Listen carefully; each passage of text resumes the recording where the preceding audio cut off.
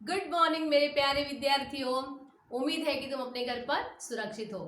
देखो, अभी हमारी स्कूल शुरू होने वाली थी, लेकिन जिलाधिकारी जो है उनके आदेश अभी तक हमें नहीं मिले हैं और इसके लिए हमें फिर से ऑनलाइन शिक्षा लेनी पड़ रही है। हमारे मन में बहुत उम्मीद थी, आशाएं थी कि कब हम हमारे विद्यार्थियों से मिले। तुम्हें भी शायद ऐसा ही लगता होगा, लेकिन हमें जैसी परिस्थिति है वैसा हमें क्या करना चाहिए, बदलाव करना चाहिए। लेकिन कोई बात नहीं है, हम आशावादी हैं और इसलिए हमें ऐसा लगता है कि क्या हो जाएगा कि जल्दी ही हमारे स्कूल शुरू हो जाएगी और हम मिलेंगे। ओके, देखो मेरे प्यारे विद्यार्थियों, हमारा पोर्शन जो है, मैंने तुम्हें पहले ही बता दिया कि जो कैंसिल किया हुआ पोर्शन है वो अभी नहीं आएगा।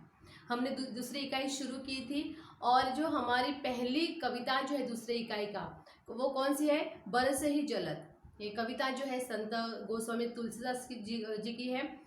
वो मैंने रखी थी ताकि मैं स्कूल में तुम्हें अच्छे से एक्सप्लेन कर सकूं, लेकिन फिर से ये ऑनलाइन आ गई है और फिर मैं ऐसे सोचती कि चलो मैं यहाँ से तुम्हें सिखाऊंगी। अगर तुम्हें कोई प्रॉब्लम हो तो तुम लोग मुझे पर्सनल व्हाट्सएप पर मैसेज कर सकते हो, कोई प्रॉब्लम नहीं है। लेकिन मुझे आशा है कि जो मैं अभी यहाँ से पढ़ाने वाली हूँ तुम्हें अच्छी तरह से समझ में आएगी। वो कविता जो है बहुत ही सुंदर है, थोड़ा वो अवधी भाषा में लिखी हुई है और इसलिए तुम्हें ऐसा लगता होगा कि अरे ये कठिन है, लेकिन जितना हो सके उतना कठिन नहीं है। अगर हम लोगों ने समझने का प्रयास किया तो ये सरल कविता तुम्हें लगेगी, तुम्हारे अच्छे से समझ में आएगी। ओके, सो डरने की कोई बात नहीं है। चलो, तुम्हारे हाथ में पेंसिल होनी चाहिए, पेन या पेंसिल, और जो मैं यहाँ से शब्दार्थ बता रही हूँ तुम्हें वहाँ पे लिखने हैं।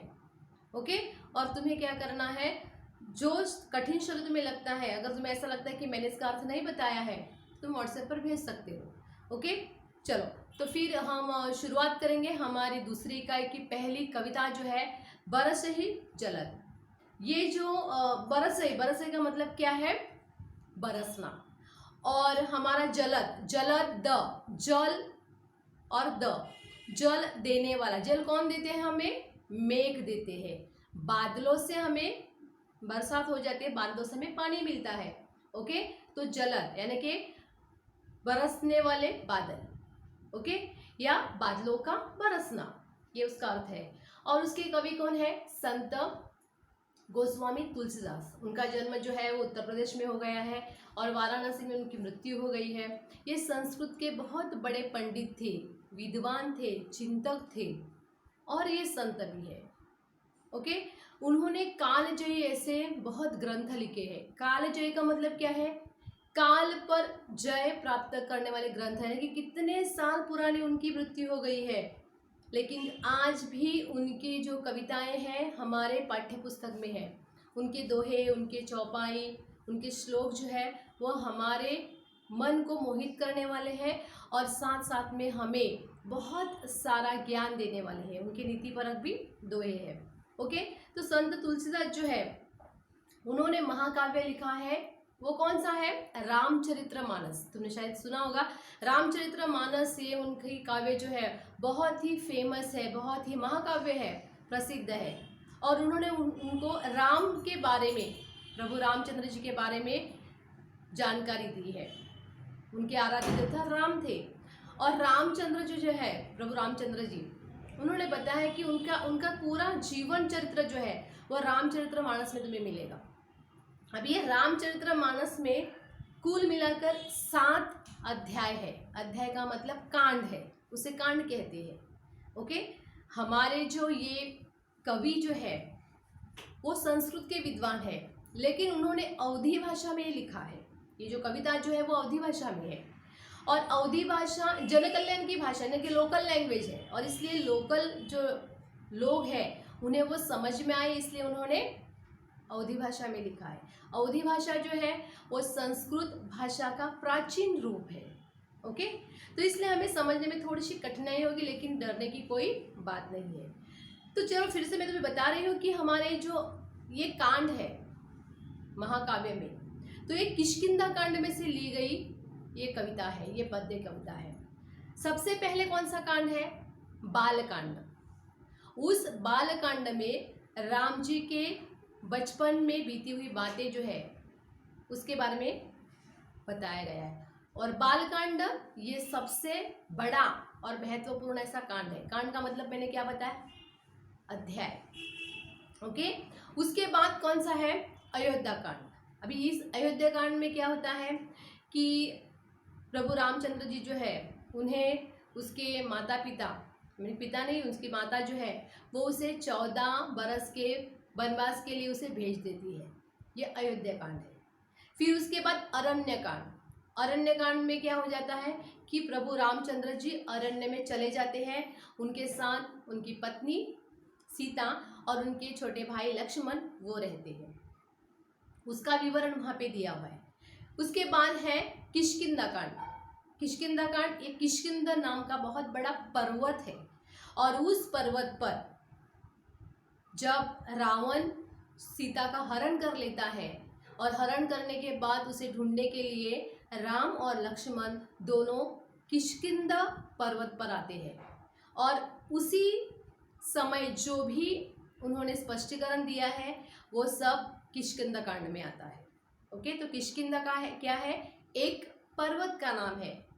ओके, फिर उसके बाद सुंदरकांड। और किष्किंधा कांड में देखो क्या हो जाता है, वहां पर ही उसकी मुलाकात किससे हो जाती है, कृष्ण से, अपने सुग्रीव जो वानर का राजा है हनुमान जी से हो जाती है।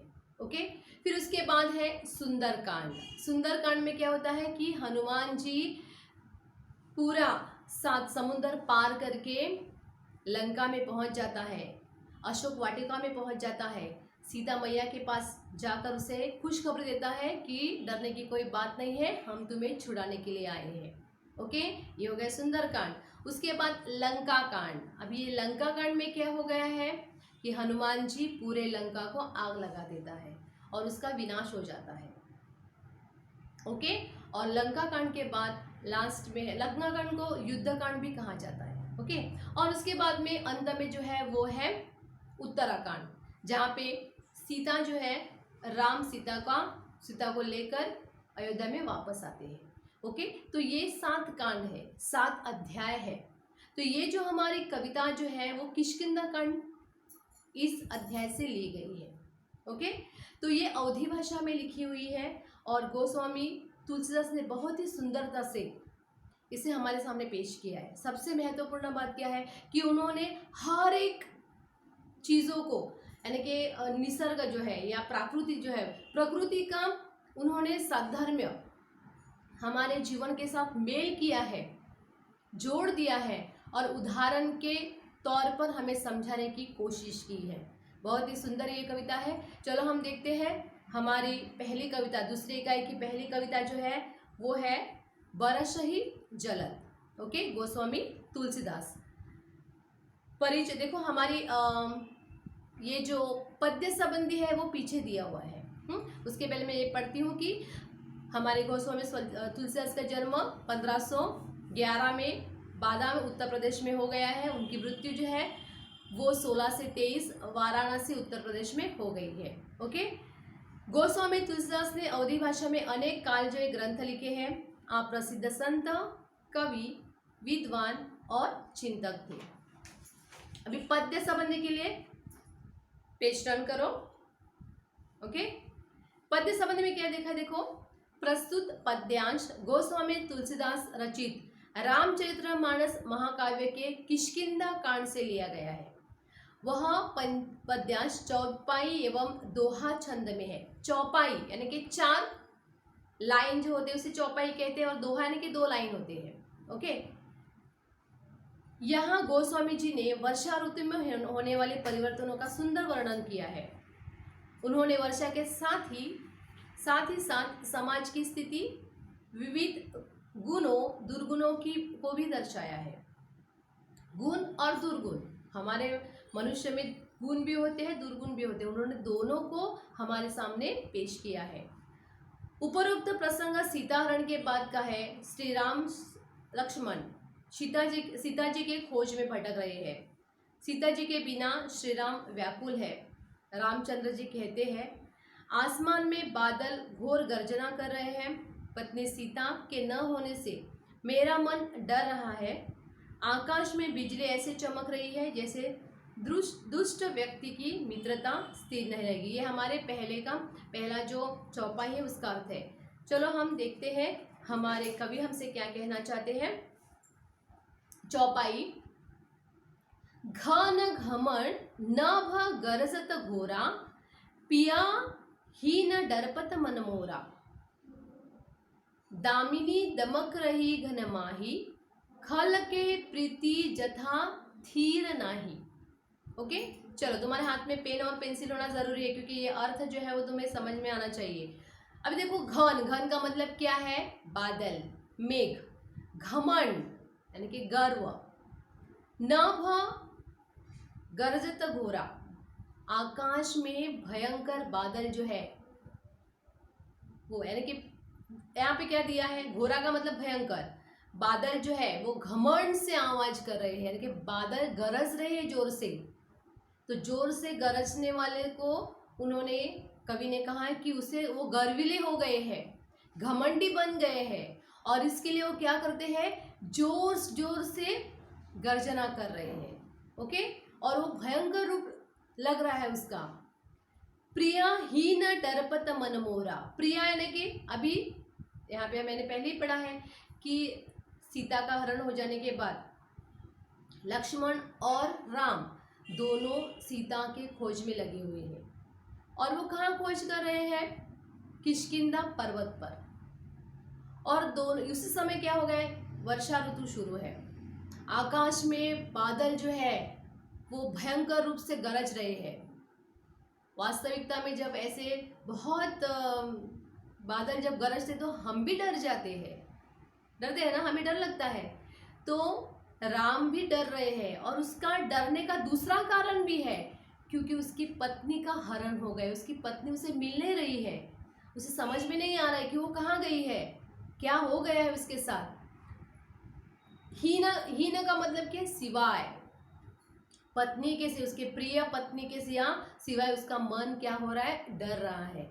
उसे लग रहा है कि मेरी पत्नी का क्या हुआ होगा, मुझे कुछ खबर नहीं है कि सीता का हरण किसने किया है, या वो कहाँ पे गई है, या उसके साथ कोई अघटित घटना हो गई है। तो इसके कारण उसका मन डर रहा है। ओके, तो पहले पंक्ति का सरल अर्थ क्या हो गया है कि आकाश में बादल भयंकर रूप से गरज रहे हैं। आकाश में बादल भयंकर रूप से गरज रहे हैं, और पत्नी सीता के न होने के कारण, या सीता के बिना, यानी कि वो नहीं है, इसके कारण सीता के बिना राम का मन, अभी यहाँ पे मोरा दिया है ना, इसके लिए मेरा इस्तेमाल करना है। मेरा मन बहुत डर रहा है। ओके, चलो आगे। दामिनी दमक रही घन माही, खल कई प्रीति जथा थीर नाही। अभी देखो उन्होंने क्या कहा है? दामिनी, दामिनी के बिजली। दामिनी का मतलब क्या है? बिजली। दमक, दमक यानी कि चमकना। रही घन माही, माही का मतलब मेघ। बिजली जो है वो आकाश में चमक रही है। तुमने देखा होगा कि बिजली चमकती है तो ऐसा होता है कि वो चमकती ही रहती है? कभी देखा है ऐसा? नहीं। क्या होता है? वो एक बार ऐसे बहुत बड़ी लाइटिंग दिखाई देती है, चली जाती है, हम ऐसे हो जाते हैं, बाप रे डर लगता है, अंदर आएगी। ये बिजली का गिरना भी अशुभ होता है। तुम्हें पता है ना कि हमारे यहाँ पे जो उत्तर में एक छोटा लड़का था 14 साल का, वो खेलने के लिए गया था, और वहाँ पे क्या हो गया है? बिजली के कारण बिजली जो है उसके शरीर पर गिर पड़ी और उसका देहांत हो गया है। तो ये बिजली जो है ना, वो कैसी चमकती है? अस्थिर होके वो चमकती है, चली जाती है, आकाश में वो स्थिर नहीं रहती है। तो उसी प्रकार उन्होंने क्या बताया, देखो, खल, खल का मतलब खलनायक, यानी दुष्ट व्यक्ति। हम बोलते हैं ना खलनायक, तुम लोग पिक्चर देखते हो तो नायक और खलनायक, तो खलनायक का काम क्या होता है? बुरा होता है, वो दुष्टाई से भरा रहता है। तो खल की प्रीति जथा स्थिर नहीं, प्रीति यानी कि प्रेम, स्थिर का मतलब स्थिर। उन्होंने क्या किया है?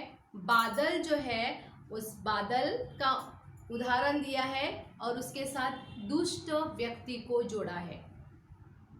जिस तरह आकाश में नभ में बिजली जो है वो चमकती है, कुछ समय के लिए और फिर चली जाती है। उसी तरह दुष्ट व्यक्ति जो होता है, दुष्ट मित्र जो होता है, उसकी प्रीति स्थिर नहीं रहती है। वो आज तुमसे प्रेम करेगा, कल तुम्हें फंसाएगा। सच्चा दोस्त कौन होता है? जो संकट में, जो दुख में, जो आनंद में हमें साथ देता है, वही क्यों कौन होता है? सच्चा दोस्त होता है। लेकिन जो दुष्ट व्यक्ति होता है, जो खलनायक होता है, वो हमेशा क्या करता है? उनकी प्रीति जो वो स्थिर नहीं रहती है, अस्थिर होती है। किसकी तरह? जिस तरह से आकाश में बिजली चमकती है कि बिजली का चमकना थोड़ी देर के लिए होता है, वैसा ही ये जो दुष्ट व्यक्ति, जो मित्रता की दुष्ट मित्र जो उसकी मित्रता स्थिर नहीं होती। ओके, चलो आगे देखते हैं। बरस ही जलद भूमि नियराए, जथा नवही बूध विद्या पाए। देखो, बरस ही जलद यानी कि बरस यानी कि मैंने कहा है कि बादलों का बरसना। जलद भूमि नियराए, क्या है? बादल जो है वो भूमि, भूमि यानी कि पृथ्वी, पृथ्वी के नियर आहे, नियर यानी कि पास, मराठीमध्ये आपण जवळ म्हणतो। ओके, पास आके बरस रहे हैं। बादल कहाँ होते हैं? आकाश में। लेकिन वो कहाँ आ रहे हैं? पृथ्वी के पास आकर वो बरस रहे हैं। ओके, अभी उसका उदाहरण क्या दिया देखो, जसं यानी कि जैसा, थोरहू धन, सॉरी, जथा नवही बुध विद्या पाए। जथा यानी कि जैसे, नवही यानी कि नम्र व्यक्ति जो होता है, बुध, बुध यानी कि विद्वान, विद्या पाए, तो विद्वान वैसा ही नम्र होता है। कहने का तात्पर्य क्या है कि बादल जो है उसमें बहुत सारा पानी है, उसमें पानी है और वो क्या कर रहा है? झुक रहा है। तो विद्वान जो होते हैं वो हमेशा उसमें नम्रता कूट कूट कर भरी हुई रहती है। वो नम्रता के कारण झुक जाते हैं, वो विनम्र स्वभाव के होते हैं। जिस तरह आकाश में काले बादल हैं, वो पृथ्वी को पानी देकर बरस से अपने आप को रिक्त कर देते हैं, उसी प्रकार विद्वान दूसरों के सामने क्या हो जाते हैं? नम्र हो जाते हैं। विद्वानों का ये लक्षण है। जो विद्वान है उसे घमंड नहीं करनी चाहिए। विद्वान कौन है? जो दूसरों को समझता है। ओके, तो हमारे कवि यहाँ पे कहना चाहते हैं कि बादल पृथ्वी के पास आकर बरस रहे हैं और उसी प्रकार क्या हो रहा है? विद्वान जो है वो नम्र हो जाते हैं। आगे देखो, बूंद अघात सहहि गिरी कैसे, खल के बचन संत सह जैसे। अभी देखो क्या कहा है? बूंद आघात, बूंद यानी कि क्या है? बूंद यानी कि आकाश में जो बरसात होती है उसकी बूंदे। आघात यानी कि प्रहार। बूंद आघात सही गिरी कैसे, गिरी यानी कि पर्वत। तुम्हें पता है पर्वत ऊंचे होते हैं और जब बरसात होती है तो सबसे पहले मुकाबला किसके साथ हो जाता है? पर्वतों के साथ, क्योंकि पर्वत ऊंचे होते हैं तो सबसे पहले बूंदों का आघात जो है वो किसे सहना पड़ रहा है? पर्वतों को। पर्वत उन आघातों को सहता है, उसमें सहन शक्ति है। ओके, तो यहाँ पे उन्होंने किसका उदाहरण दिया है कि खल के बचन संत सह जैसे। खल यानी कि मैंने पहले ही बता दिया है, दुष्ट व्यक्ति, खलनायक। ओके, तो उसी प्रकार दुष्टों के वचन संत लोग सहते हैं। देखो, खल के बचन, बचन यानी कि वचन, संत लोग सह जाते हैं। संत लोग हमेशा शांत रहते हैं। सामने वाला गुस्सा करे या ना करे, अच्छा बोले या ना बोले, उनका सम्मान उसे दे या ना दे, वो अपने आप पर कोई भी उसका क्या बोलते हैं विपरीत परिणाम होने नहीं देते, वो स्थिर रहते हैं। ओके, तो संत लोग क्या करते हैं? दुष्टों का वचन जो है उसे सुनते हैं, उसे सह लेते हैं। ओके, किस तरह से? जिस तरह से बूंदों का आघात जो है वो पर्वत सहता है, उसी प्रकार दुष्ट व्यक्ति का वचन जो है वो संत लोग सह लेते हैं। ओके, आगे देखो, शुद्र नदी भरी चली तोराई, जैसा थोरे हु धन खल इतराई। देखो क्षुद्र, क्षुद्र यानी कि छोटी सी नदी, क्षुद्र नदी भरी तरी तोराई, तोराई का मतलब किनारा तोड़कर। जब बरसात होती है तब छोटी छोटी नदियां जो होती है वो अपने बांध को तोड़ देती है, क्योंकि उसमें बहुत सारा पानी होता है और वो पानी के बहाव जो है वो आगे चला जाता है, और इसलिए क्या हो जाता है, तोराई यानी कि वो सब बंधन तोड़कर आगे चली जाती है। जैसे थोरऊ धो धन खल इतराई, वैसे ही थोरहू, देखो उन्होंने क्या बताया, जैसे थोरहू धन खल इतराई, थोड़ा यानी कि जरा सा धन पाकर दुष्ट व्यक्ति स्वाभिमानी बन जाता है, गर्विष्ठ बन जाता है, इतराने लगता है कि मेरे पास धन है, मेरे पास पैसा है, मैं बहुत अमीर बन गया हूँ, ऐसा उसे लगने लगता है। किस तरह से, जिस तरह से बरसात होने पर छोटी छोटी नदियों में पानी भरता है और वो पानी जो होता है वो किनारों को तोड़कर रौद्र रूप धारण करता है, आगे चला जाते हैं, आगे चला, वो पानी जो है आगे चला जाता है, यानी कि वो अपने मर्यादा को छोड़ देता है, मर्यादा छोड़ के वो आगे जाता है। उसी प्रकार जो दुष्ट व्यक्ति होते हैं उनके पास जरा सा धन आने के कारण क्या हो जाता है, वो स्वाभिमानी बन जाते हैं, गर्विष्ठ हो जाते हैं, घमंडी बन जाते हैं। आगे देखो, भूमि परत भा दाभर पानी जनु जीवही माया लपटानी। भूमि परत भा धाबर पानी, यानी कि देखो धाबर का मतलब क्या है, गंदा पानी, मटमैला पानी, मिट्टी का, जो मिट्टी पर बरसात होती है तो उसका रंग कैसा हो जाता है, मटमैला हो जाता है। ओके, तो बरसात होने पर क्या हो जाता है, पानी जो है वो गंदा हो जाता है। ओके, जब आसमान से बादल जो है वो, बादलों से जब पानी होता है वो पानी कैसा होता है, शुद्ध होता है, स्वच्छ होता है।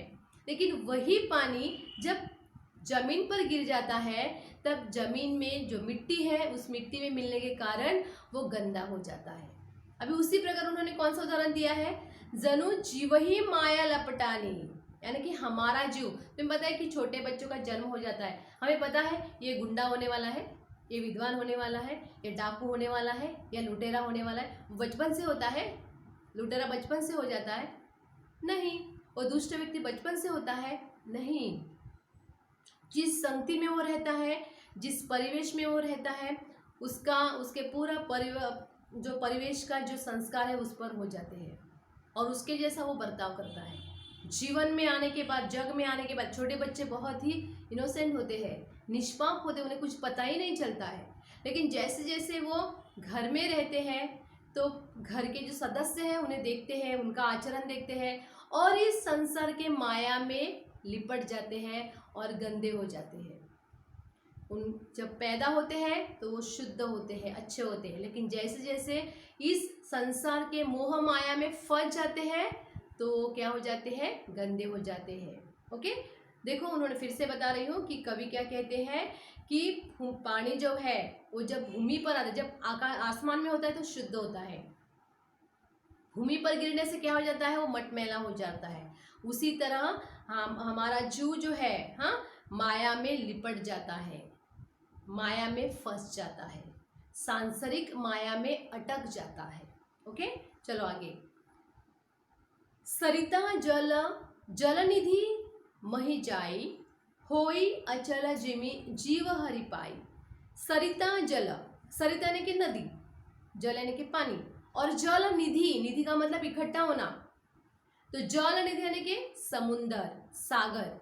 बहुत सारी नदियां जो है, हर एक नदियां जो है वो नदियां अस्थिर होती है, वो बहती रहती है और फिर अंत में किससे आकर मिलती है, वो समुंदर को, समुंदर में आके मिलती है और फिर क्या हो जाती है, समुंदर में स्थिर हो जाती है।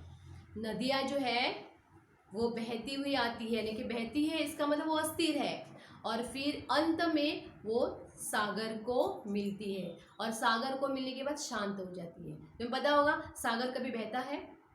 नहीं, कभी नहीं। कितनी भी बरसात हो जाए, कितना भी कुछ भी आंधी तूफान हो जाए, उसके लहरें जो है वो बहुत बड़ी बड़ी हो जाती है, लेकिन समुंदर जो है वो कभी भी बहता नहीं है। ओके, वो स्थिर होता है, अपने अंदर ही अंदर वो रहता है।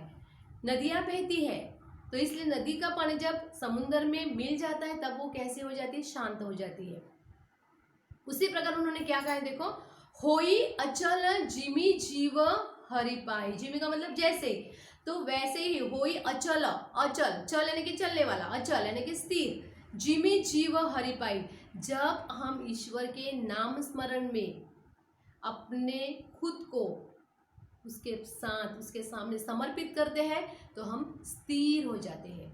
संसार के मोह माया में हम फंस जाते हैं। संसार के मोह माया के कारण हमें कुछ सूझता ही नहीं है।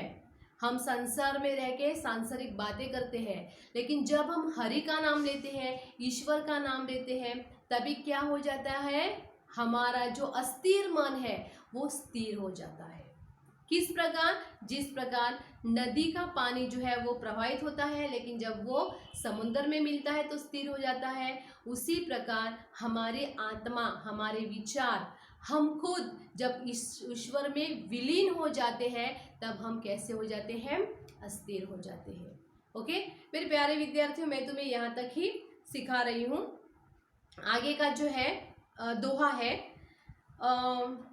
नहीं तो मैं दोहा सिखा देती हूँ और फिर स्टॉप कर देती हूँ। ओके चलो आगे क्या, देखो दोहा में क्या कहा है, हरित भूमि तृण संकुल, समुझी परही नहीं पंथ, जिमी पाखंड विवादते लुप्त होई सदग्रंथ। अभी देखो हरित यानी कि हरियाली, भूमि तृण संकुल, तृण का मतलब घास, हरी घास, ग्रीन ग्रास, हाँ, संकुल यानी कि परिसर। बरसात का मौसम है तो हर जगह पर हरियाली दिखाई देती है, हर जगह पर तुम्हें आसपास में हरियाली ही हरियाली दिखाई देती है।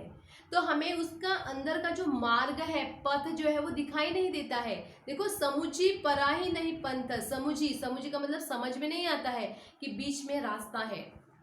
हमारे यहाँ पे जब हमें भात की जो खेती करते हैं, धान की खेती जो होती है या अन्य कोई फसलें हो, और बरसात के मौसम में वो दूर से देखा जाए तो ऐसा लगता है कि सब एक साथ ही है, उसके बीच में रास्ता है ऐसा दिखाई नहीं देता, क्योंकि वहाँ पे हरी घास उगी रहती है। अभी उनके बारे में कवि क्या कहते, देखो, जिमी, जिमी का मतलब जैसे, पाखंड विवादते लुप्त होई सदग्रंथ। अभी देखो पाखंडी, पाखंड यानी कि अपने विचार, बुरे विचार दूसरों को प्रसारित करने वाले जो लोग होते हैं वो पाखंडी होते हैं। बहुत सारे साधु है, संत है, वो पाखंडी है, वो सिर्फ नाम के साधु होते हैं, दूसरों को लुटाने के लिए आते हैं।